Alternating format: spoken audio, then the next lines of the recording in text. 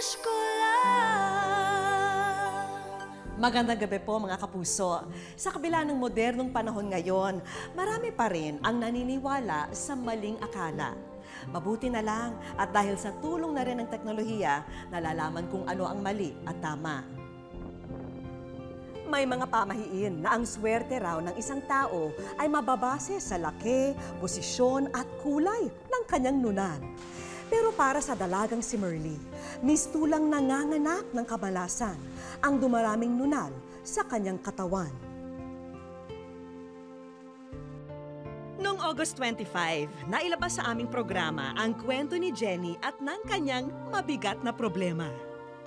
Sa tulong ng University of Perpetual Help Delta Medical Center, natugunan ang suliranin ni Jenny. Habang si Aniceto, malapit na raw mabulag, pero may isa lamang siyang wish bago mangyari ito, ang makita si Amador, ang kakambal niyang nawalay sa kanya ng mahigit 2 dekada. Tunghayan po ang kanilang mga kwento dito sa Wish Ko Lang. Ang dalagang si Merly, pinaparusahan daw ng isang kakaibang kondisyon na siya lamang sa halos kalahating milyong tao ang nagtataglay sa buong mundo. Narito po ang kwento ni Merly na tadtad ng nunal ang buong katawan. Marka ng kagandahan o beauty mark kung ituring ng iba ang mga nunal sa katawan. Pero para kay Merly, tila sumpa na bumalot sa kanya ang mga nagsulputang nunal sa kanyang balat. Mula ulo hanggang paa, nunal na lang ang tanging nakikita sa kanya. May pag-asa pa kayang mawala ang mga ito para masilaya naman daw ang tunay niyang kagandahan?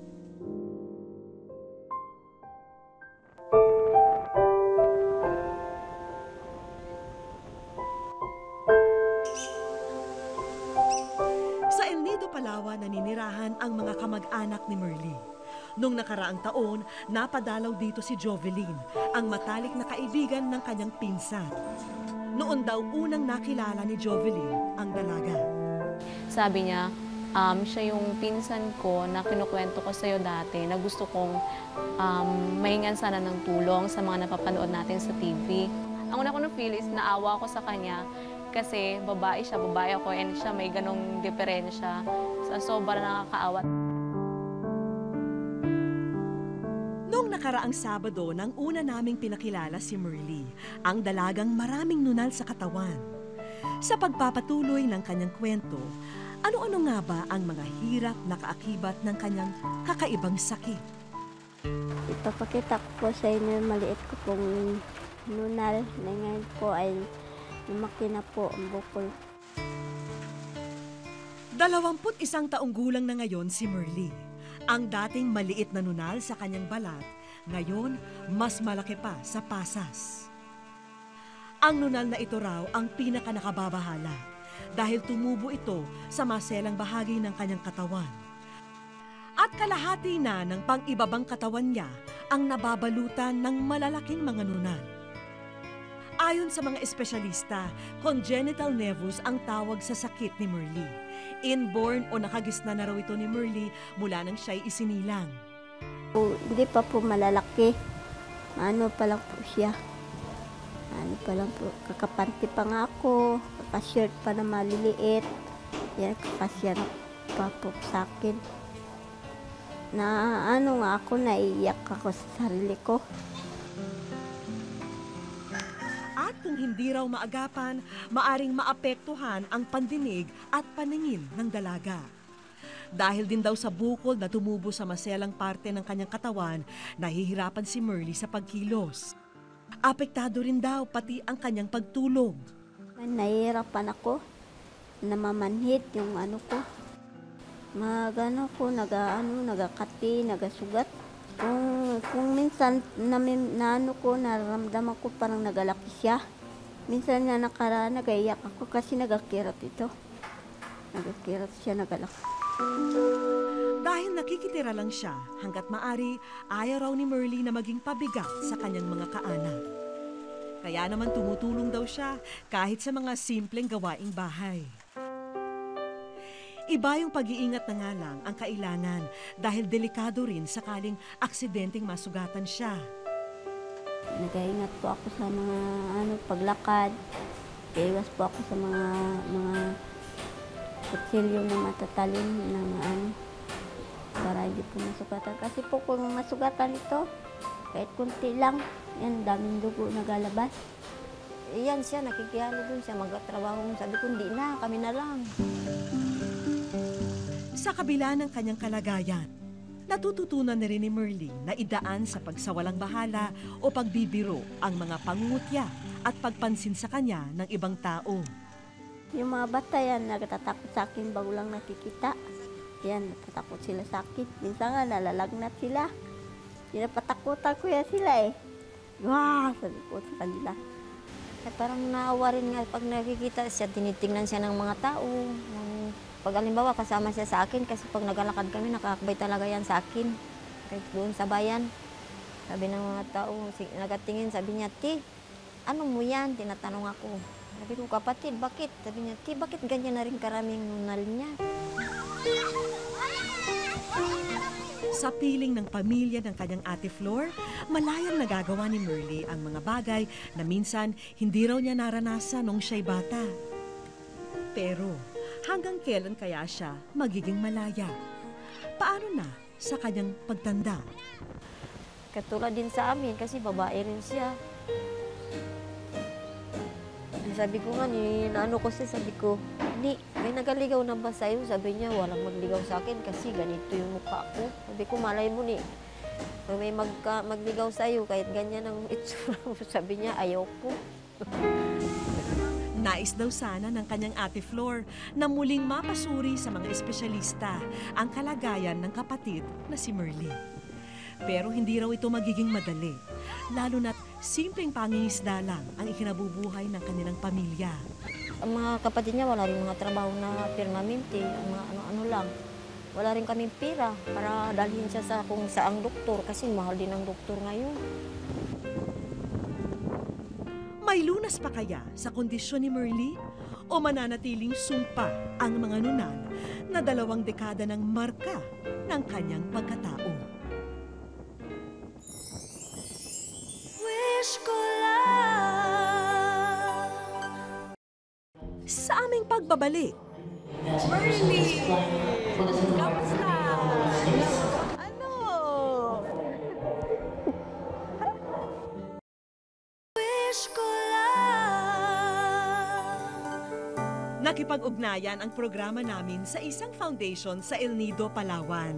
Dito dinala si Merly para masuri ng kanilang presidente na isa ring espesyalista ang kondisyon ng kanyang mga lumalaki at dumaraming nunal.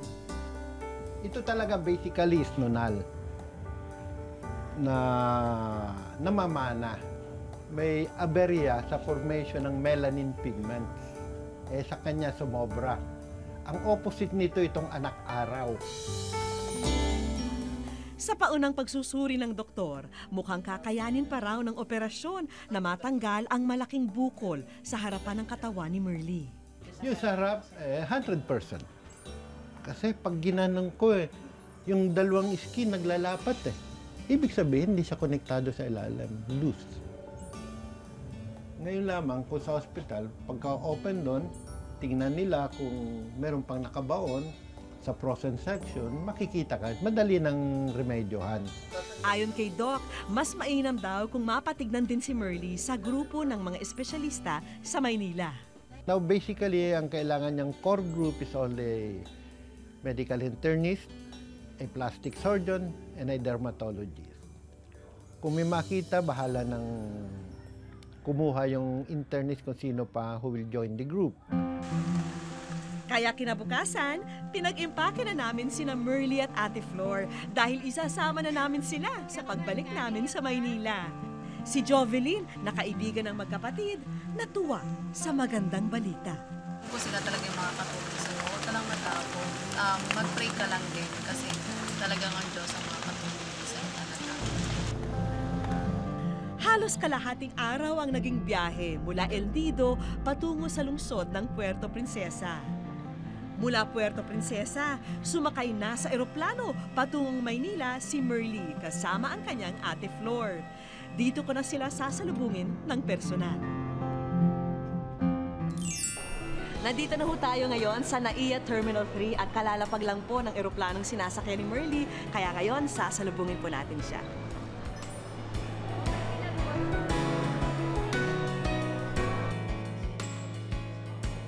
Merly! Kamusta? Ano? Oh, alam mo ba yung totoo? Ha? Ikaw ay nasa wish ko lang. Ha? Personal ko ring nakilala ang kapatid sa ama ni Merly na si Ate Flor na kahanga-hanga ang ipinakitang pagmamalasakit sa kapatid. Wala po, masaya lang po kami kasi tulungan din kami kahit paano. Gano'ng kahirap Mahirap po. Gano'ng kahirap para sa inyo? Mahirap kasi pag tinitingnan namin siya, ganyan ang kalagayan niya. Kasi lagi siyang nagreklamo sa amin na mabigat daw, ano yung masakit, tumikirot. Kasi marami kami. Kaya hindi rin namin kaya talaga na ano noon kasi dati, inano namin yan, dinala rin namin dyan sa Puerto tayo. Kaso mahal po yung mga gamot na kailangan niya. Wala pa rin yung kasi ako. Merly, mahal na mahal kita. May kagtagos ni. Ramdam mo ba yung pagmamahal ni ate sa'yo? Ha? Kasi po mabait po siya at nagtulong po siya sa akin na parang magulang na siya. Parang magulang na rin si Ate Flor para sa'yo. So nandito tayo ngayon sa Manila para malaman talaga kung ano pang pwede natin gawin, no? Para man lang maalis itong mabigat na daladala nyo. Di ba? Kasi gusto daw niya po makita yung kuya niya dito sa Batangas kasi Ay, yung kuya niya! 15 years na kasi sila hindi 15 years? Oh, kung manunod ang kuya mo, ano gusto mong sabihin? Lakasan mo ha, lakasan mo, sigaw mo. Ha? Lakasan mo, sige, para marinig yan. Sige. Kaya ito po ako sa kanila. Ito po ako paniwala na Okay, happy ka na ba? Ha? Pero sa ngayon, ang kailangan natin punta yung doktor para malaman talaga natin kung ano pang pwedeng gawin.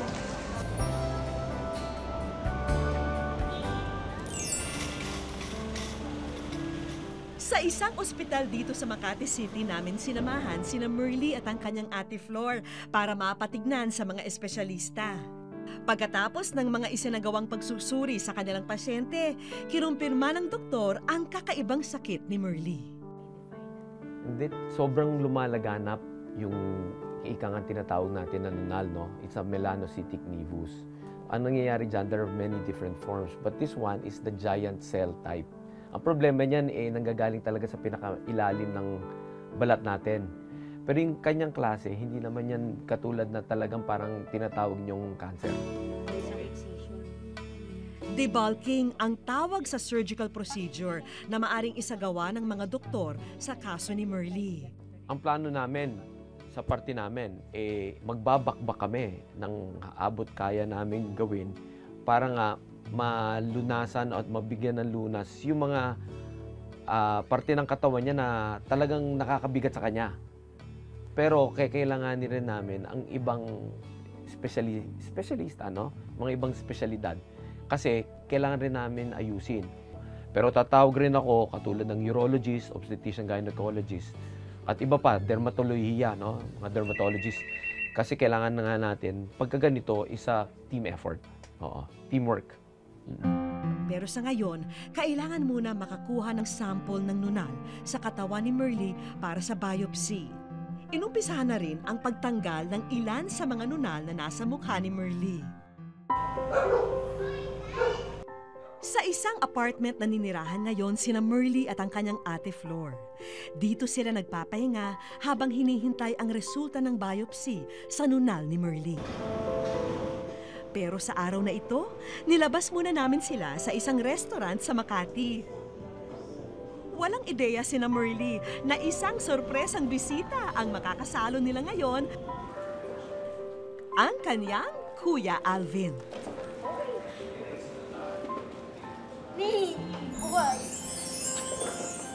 Aray! Halos 15 taon nang hindi nakapiling ni Merly ang kanyang kuya Alvin mula nang nilisan niya ang Palawan para magtrabaho sa Batangas.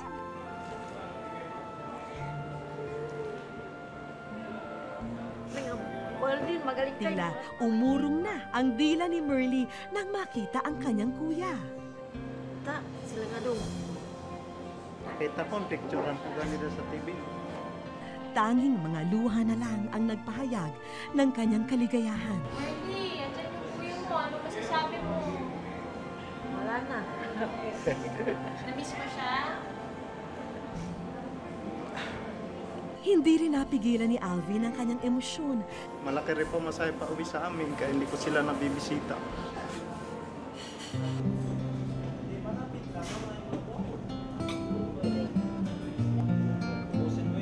Pinabatid din ng kuya ang kanyang moral support kay Merly sa haharapin niyang operasyon.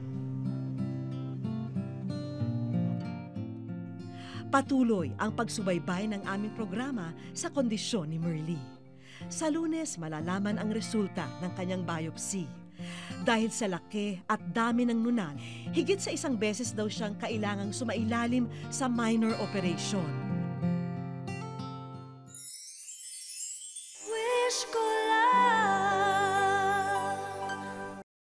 Sa aming pagbabalik, makita pa kaya niya ang kakambal sa kabila ng lumalamlam na lagay ng kanyang paningin? Ador, sana bago man lang mawala yung paningin ko, magkita na sayo ng personal. At mamaya, nagkaisa ang mga espesyalista para maisagawa ang isang operasyon sa kanya. At pagkatapos ng ilang oras, matagumpay ang surgery ni Jenny.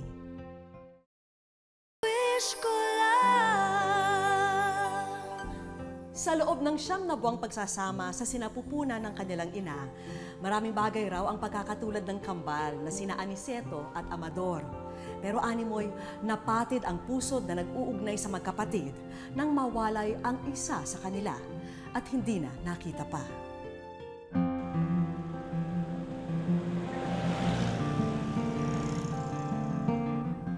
Sa Mangaldan, Pangasinan naninirahan ang 50 taong gulang na si Mang Aniceto at ang kanyang mag-anak. Nanggaling siya sa malaking pamilya. Sa katunayan, 12 raw silang magkakapatid sa probinsya. Lumaki raw siyang kasangga ang kambal niyang kapatid na si Amador, na hindi raw maipagkakailang kamukhang-kamukha niya. Naging matibay raw ang pundasyon ng kanilang pagiging magkatambal sa buhay. Dahil kahit noong mga musmus pa, naging magkasanggana raw silang dalawa sa halos lahat ng bagay. Nung nag-aaral kami sa elementary, siya yung taga-pagtanggol ko. Kasi medyo mahina ang ng away, pero siya malakas. Natatawa na lamang daw si Mang Aniceto kapag naalala ang mga kalokohan nilang dalawa nung sila'y mga bata pa. Yung kinikwento nung ate ko na na nasa Bicol, yung pinakapanganay na ate namin, may dala kaming kardero na may kanin, punong kanin. Bit-bit namin dalawa, kami hawak. Tatakas namin yung sa bahay, tapos diyan kami sa may sa may sagingan magtatago.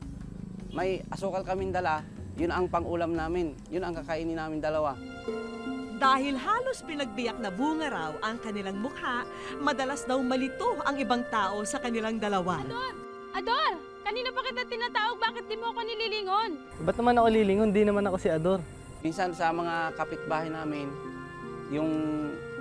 minsan tatawagin akong Ador, tapos siyempre hindi ako lilingon, hindi naman ako si Ador. Kaya para hindi na raw malito ang ibang tao, naisipan ni Mang Aniceto na magpalagay ng tattoo sa kanyang kanang braso. Tubong Bicol ang pamilya ni Mang Aniceto, pero dahil daw sa hirap ng buhay, lumuwas silang magkakambal mula probinsya para makipagsapalaran sa Maynila. Si Aniceto, ibang swerte ang kumatok sa kanya. May trabaho raw na nag-aabang sa ibang lugar. Ito na ang hudyat ng paghihiwalay ng kambal. Doon na kami naghiwalay na kami noon. Pumanaw ang kanilang ina noong taong 2007, ngunit hindi pa rin nagkita ang dalawa. Last 3 years, namatay yung nanay namin, hindi siya napunta sa Bicol, sabi niya wala siyang pamasahe. Siyempre, first time na magkikita kayo, sa tagal ng panahon hindi kayo nagkikita, tapos hindi man siya dumating. Lumipas ang maraming taon. Nawala na raw siya ng balita sa kanyang kakambal na si Mang Amador. Kasabay ng mga nasayang na panahon para muli silang magkasama ang unti-unting panlalabo ng kanyang mga mata.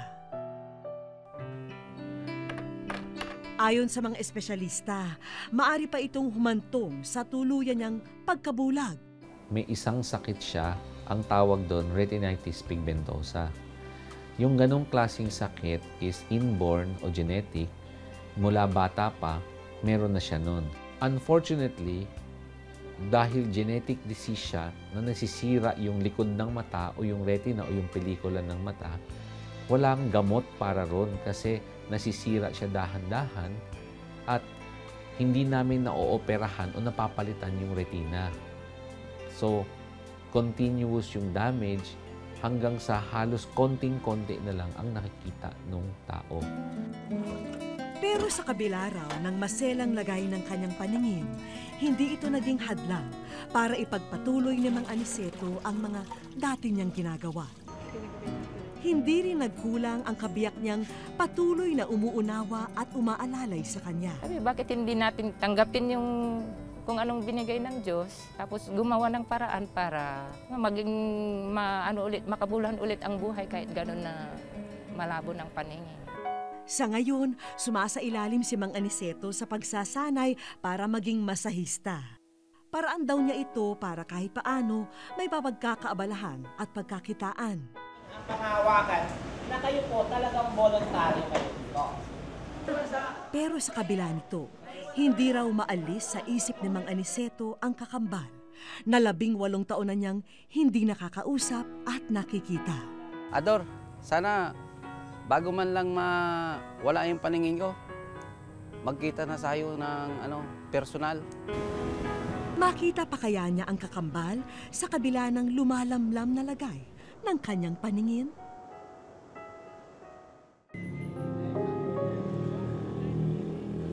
Dito sa bayan ng Santa Rosa, lalawigan ng Laguna raw, ang alam na tirahan ng nawawalang kapatid ni Mang Aniceto. Kaya dito agad kami tumulak para hanapin siya. Sa mukha pa lang, hindi maikakailang siya na nga ang matagal nang nawalay na kakambal ni Mang Aniceto. Pares lang kasi ang namin mukha Magkahawig na hawig talaga kami. Yung tsura namin magkahawig talaga para kami mantsanas na biniyak. Tulad ng kakambal niyang si Mang Aniceto, nanlalabo na rin daw ang mga mata ni Mang Amador. Pero sa kabila nito, ginagampanan pa rin niya ang mga responsibilidad bilang padre de pamilya sa kanilang 7 buwang supling. Nais din daw sana niyang makita at makausap ang kanyang kakambal, pero dahil salat sa buhay, hindi niya alam kung saan siya huhugot ng pantustos sa biyahe.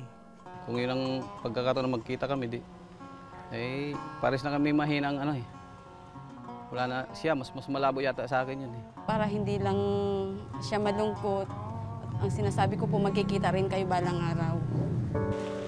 May paniniwala raw sa mga kambal na ang sakit ng kalingkingan ng isa nararamdaman ng kapareha.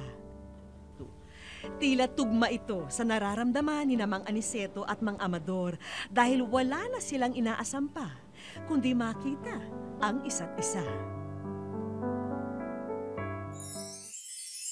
Wish ko lang sa aming pagbabalik. Kaya niyong tignan. Try po natin, ha? Hindi ko makita yung yung ulap lang, yung mga ulap na. Maulap lang. Wish ko lang. Isinama namin si Mang Aniceto at ang asawa niyang si Nanay Jerilyn paluwas ng Maynila. Ang alam nila, ipapasuri lang namin ang mga mata ni Mang Aniceto sa mga espesyalista. Pero hindi nila batid na nagsimula na rin bumiyahe pa Maynila ang pamilya ni Mang Amador. Ito na kaya ang pagkakataong hinihintay nila para muling magkita pagkatapos ng 18 taon? Hangad namin na maging espesyal ang kanilang pagtatagpo. Kaya kumutsaba kami ng isang klinika para maganap ito. Magkahiwalay na pumasok ang kambal at mga kasama nila. Coach, check lang mo natin yung paningin niyo po.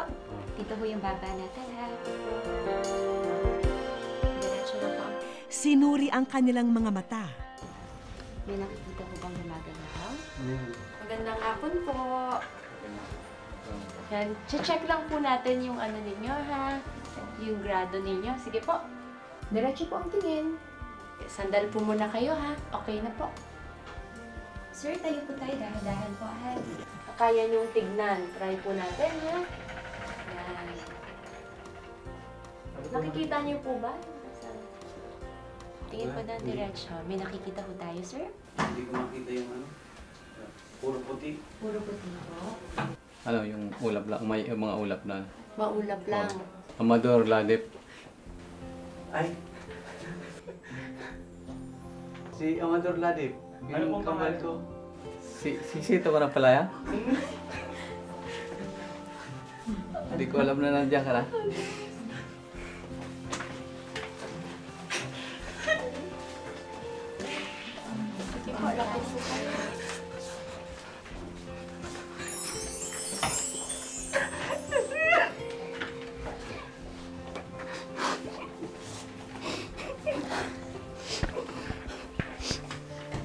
Kaya ko hindi na tayo magkita eh. Parehas na tayo pala ng ano.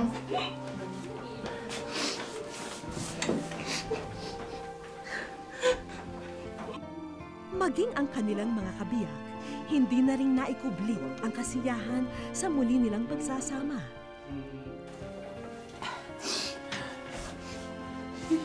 Ano? Wala ka nakakatay, ano? Wala, nakakahanin mo na lang. Hindi ka na masyado talaga nakano? Hindi Ayun na. na, nakikita pa rin kita eh kasi alam, may ulap ang mata ko. Pares lang tayo. Ito pa rin. Kamusta na? Ako yung asawa ni Sito. Ayun, yung misis ko.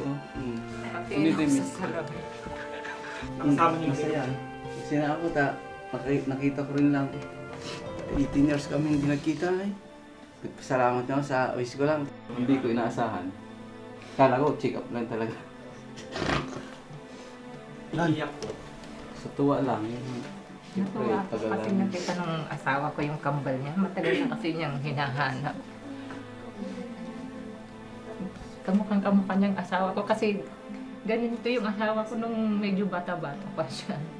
Ganito rin yung buhok niya noon nung hindi pa nagpapagupit. Natutuwa po kasi nagkita silang dalawa ulit. Kahit na hindi na kami magka ng paningin, yung kuwan na lang, yung katawan laging malakas. Hindi na kami magkasakit na ano. Saka tumagal pa ang buhay namin para maano pa namin yung mga anak namin. Dinala namin sa restaurant na pagmamay-ari ng batikang aktor na si Joel Torre ang mag-anak. Alam naming matagal nyo na ring na-miss ang bonding na magkapatid, kaya ibibigay po muna namin sa inyo ang oras para sa inyong munting salo-salo. Pagkatapos, may regalo kaming iniabot sa magkapatid. Kung dati, nag-aagawan daw sila ng isusuot na sapatos, ngayon, may tig-isa na silang bagong pares nito. O ha? Pang Mr. Pogi ang dating ng kambal, ha? Sa tinagal-tagal ng panahon, kahit na hindi ko na makita, nahawakan ko laman.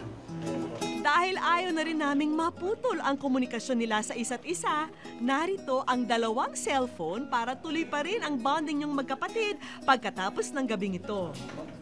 Mahalaga na to kasi palagi kami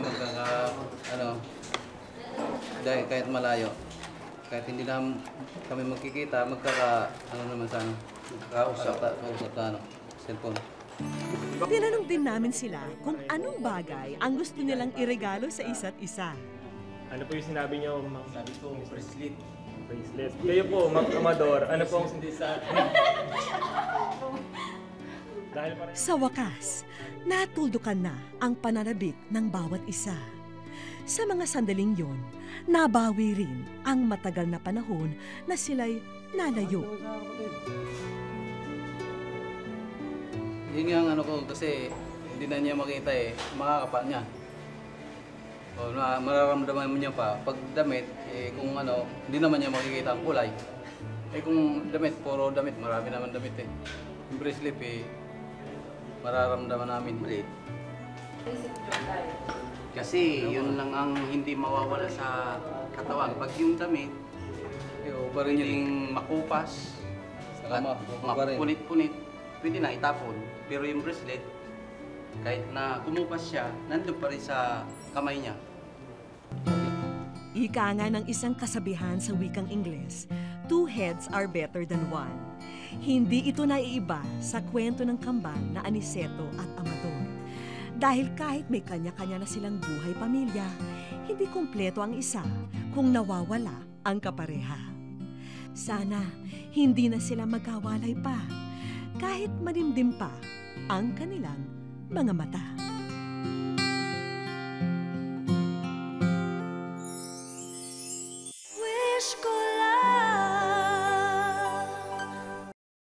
Sa aming pagbabalik, oras ng tanghalian, si Mang Eli ay abala sa pagluluto. Kung dati sunggab sa kanin at ulam si Jenny, ngayon, kontento na raw siya sa sabaw lang. Ngayon, mga liquid lang. Di ako pwedeng mga solid. Katulad nga kagabi sabi ko, halika na, tulog na. Tapos na yan, busog ka na. Sabi na asawa ko, busog na ako. Halika na, matulog na tayo. Sabi ko gano'n.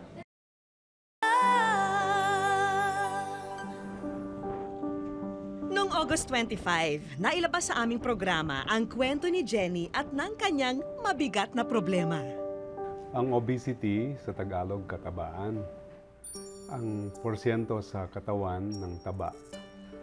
Sobra sa normal, yun ang obesity. Sobra-sobra talaga ang kanyang kinakain. Problem kasi sa overeating, hindi lang issue yan ng hunger Nandun din yung issue ng satiety, yung kabusugan. Maituturing na obese ang isang tao kapag humigit siya ng mga 30% ng timbang na naaayon sa kanya. Si Jenny is 5'2". Ang kanyang ideal body weight is about just 110 or 115 pounds. Yan ang tinatawag na healthy weight or computed healthy weight. Sa tulong ng University of Perpetual Health Delta Medical Center, natugunan ang suliranin ni Jenny. Nagkaisa ang mga espesyalista para maisagawa ang isang operasyon sa kanya at pinangunahan nito ni Dr. Hildegard Dineros. Ginawa natin sa kanya is bariatric surgery in general para maibalik siya doon sa sitwasyon na normal eating. Kasi abnormal na yung kanyang eating in terms of volume ng kinakain niya So kailangan natin bawasan yung volume na yon. Ang tipo ng bariatric surgery na akma sa kaso ni Jenny ay tinatawag na sleeve recession. Ang ating stomach almost ganitong size lang sa fist, no? Pag walang laman. Pero pag nilagyan mo ng laman yan, it will expand to 6 or 7 times. Sa ginawa natin sa kanya, yung potential na lumaki yung stomach dahil nilalagyan ng pagkain, tinanggal na yon. So hindi na siya makakakain talaga ng marami. Konti na lang ang kakainin niya. So babalik na siya sa normal way of eating kung saan kailangan niyang i-chew, kailangan niyang nguyain yung food very well. Tapos kailangan dahan-dahan yung pagpasok ng food.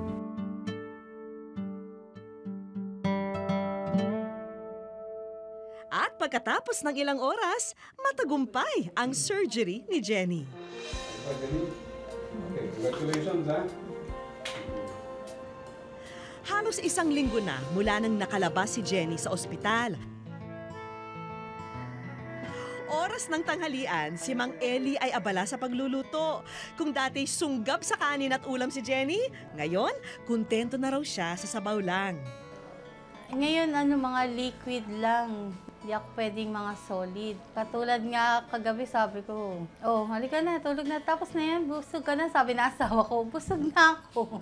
Halika na, matulog na tayo. Sabi ko gano'n. Pero kahit tubig o sabaw, kailangan daw sukatin pa rin ni Jenny sa measuring glass at dapat huwag lalampas ng 30 ml kada kainan. Naiinggit siyempre, kaso inisip ko, sayang yung pinaghirapan ng ganito. Sabi ko gano'n. Ay, sige. Malaking bagay sa akin yun dahil una, nalilas din kami sa pagkain, sa budget. Dahil sila lang dalawang pag nagsasaing, konti lang. Kung maawa mo ako para kumain siya, pero talagang doon na lang kailangan niyang sundin yung sinabi ng doktor. Mahirap na eksena raw tuwing almusal, tanghali at hapunan, pero determinasyon ang kailangan.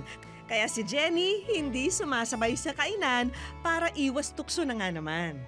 Yan ang aking maipapangako na didisiplinahin ko na talaga yung sarili ko. Mahirap talaga pagka sobrang taba. Aminado rin siya na may naramdaman na ring paggaan. Sa katunayan, pwede na raw siyang asahan sa ilang gawaing bahay. Wala na yung hindi na katulad parang ang bigat-bigat ng pako dati talaga. Hindi ko mabuhat. Talagang hindi katulad ngayon pag naglalakad ako. Katulad pagka naliligo ako. Sabi ko, parang ang gaang naman. Ang gaang ng katawan ko pagka tumatayo ako. Ang gaang ng katawan ko. Gumagaling, tinataas-taas ko yung paa ko. Ang gaang. Hindi katulad dati. Ayaw nang balikan ni Jenny ang kanyang nakaraan dahil pinahahalagahan niya ang pagkakataong naibigay sa kanya. Sana nga na masuot ko na yung gown sa pagbabalik ninyo. Talagang yun ang tinatarget ng body. Yung binigay ni Vicky Morales. Maliban sa diet, ehersisyo rin ang magandang kombinasyon sa pagpapapayat. Ang simpleng paglalakad ay magandang simula na raw ng pagpapapawis. Naglalakad kami mag-asawa, minsan doon kami na nakakatakbo na dyan sa labas. Tsaka yung talagang todo lakad-lakad. Matagal na panahon pa raw ang bubunuin niya para sa inaasam na timbang.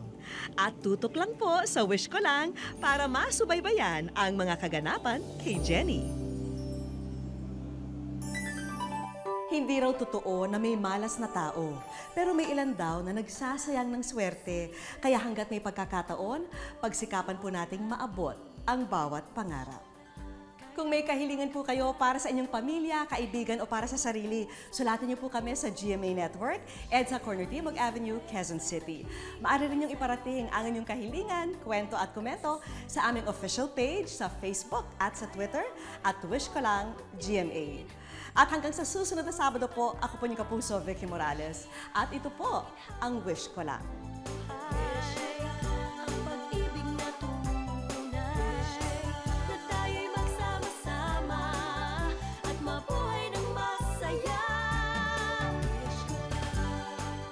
Ang mga cutie at gorgeous, rarampa. Ang mga hangkat papabol, magpapamalas ng lakas. Ang mga henyo, magpapakitang gilas. Para sa Ahas Top 10 Dog Model ngayong linggo ng umaga.